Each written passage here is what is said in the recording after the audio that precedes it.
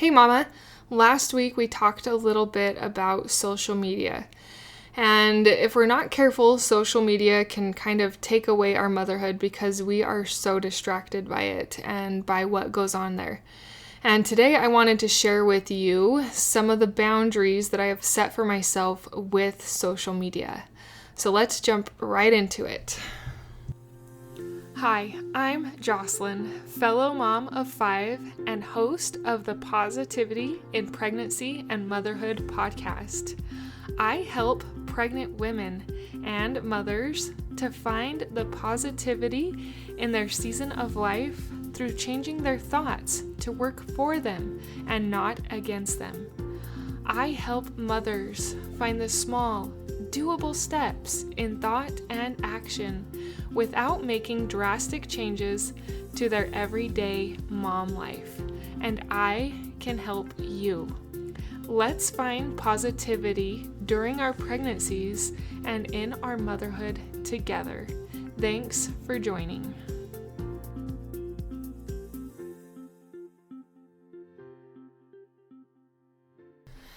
My name is Jocelyn. I am a fellow Christian mom of 5, and I am also trying to navigate motherhood and all the things that come with it. And one thing that I have been learning to navigate lately is social media.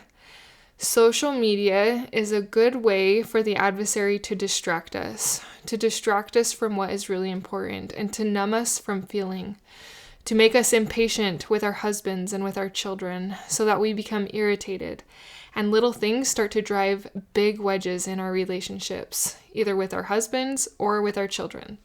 I have found that getting off of social media has helped me to be more patient, more loving, more kind, more wanting to connect. And I go into more of those positive effects of what happened with my social media fast last week. So if you want to listen to more details on that, I highly recommend going to the episode last Tuesday. Tuesday are my episodes that I do for motherhood, and then Friday is focused more on pregnancy and encouraging women during pregnancy. So if you are pregnant, I hope you're listening to those episodes. They're filled with so much good stuff. If not, I am so glad you're here for my motherhood-focused episodes. So what boundaries have I set for myself?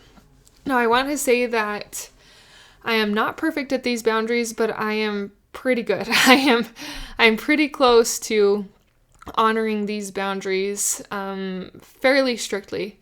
Like I say, there are occasionally an exception to the rule, but mostly these are what I have come to realize what I need right now, what I am capable of doing, and what my family needs right now. So my first boundary is I do not ever start my day on social media. I always start with the scriptures. The word of God is, I have to, that's like a have to. I cannot look at anything else until I get some of my scriptures done. Even days when I have busy mornings, I still have to get to those scriptures before I open up social media. So that is one boundary I have set. I also have a boundary that I'm not entirely good at, but I'm getting better at, is to not get on social media when I am with people. Now you're probably like, you're a mom, you're with people all the time. And I'm also a homeschooling mom. I've chosen to homeschool. And so yes, I am with my little people all the time. And so that basically leaves in the evenings after they're in bed. But then I'm usually with my husband. So it really doesn't leave a lot of time for social media, which I don't think social media needs a lot of time anyway. So I've kind of gotten used to that. Sometimes if my husband is on his phone in the evening, I'll allow myself to be on it. He's actually been working later, so I've had a little bit more time to do that. And another one that's probably not the best idea is if I really need to check on a notification or a message on Facebook Marketplace or something, I'll check it in the bathroom. So I do try to do that one. That one's one of the ones that's a little bit more flexible. But when I'm with my kids, or it's like they're here, or maybe my kids are all outside playing. If they're all outside playing and I have a second I need to check something, I will do it. But I also am trying to realize the needing to check for something specific versus the wanting to check because I need some numbing. And so keep that in mind. And these are just a lot of suggestions. Some of them are going to seem unattainable to you right now, and that's okay. I have been in that boat where it just seemed unattainable to not do it like at all. But having gone 53 days without it has really opened my mind of how much I can do without social media. It has been so empowering. So if anything, I hope you're encouraged to do a little bit better.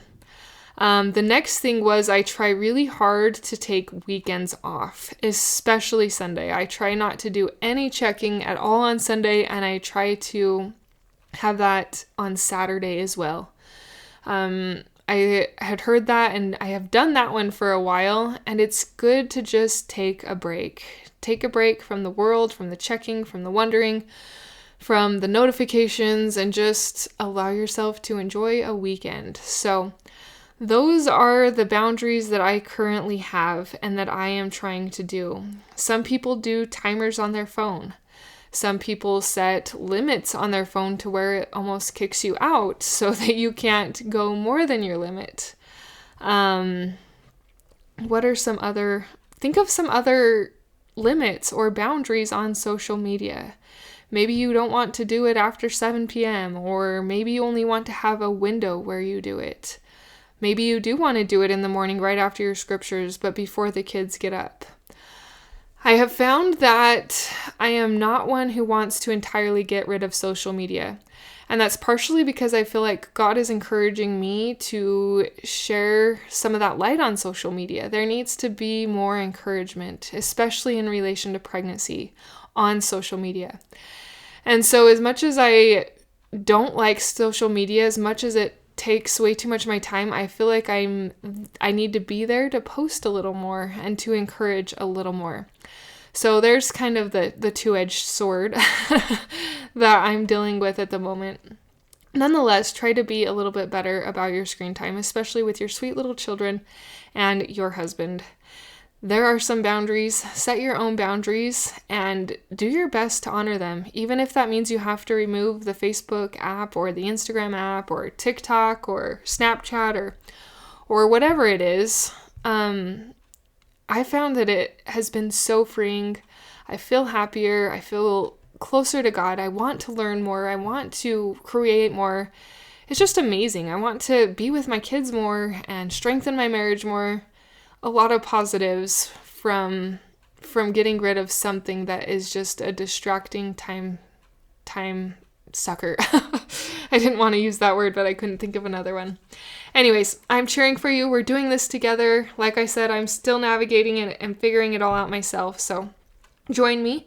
If you have any questions, comments, or suggestions, please reach out. I would love to hear your input. My email is positivityinpregnancy@gmail.com, and I would love to start a conversation. Thank you for listening. Until next time. Thank you for being a part of the Positivity in Pregnancy and Motherhood podcast, for listening, for sharing, and most of all, for applying these tools into your own life to improve your own happiness so that you can find your own better thoughts and becoming the mother that you desire to be through taking small steps in thought and action to reach your goals. If you are a mother who has an inner desire to enjoy motherhood and pregnancy better, but you are having difficulty figuring it out, I can help you. Thanks for joining. Reach out, let's connect, and let's see you move forward in your motherhood. My name is Jocelyn, and I thank you for listening. Until next time.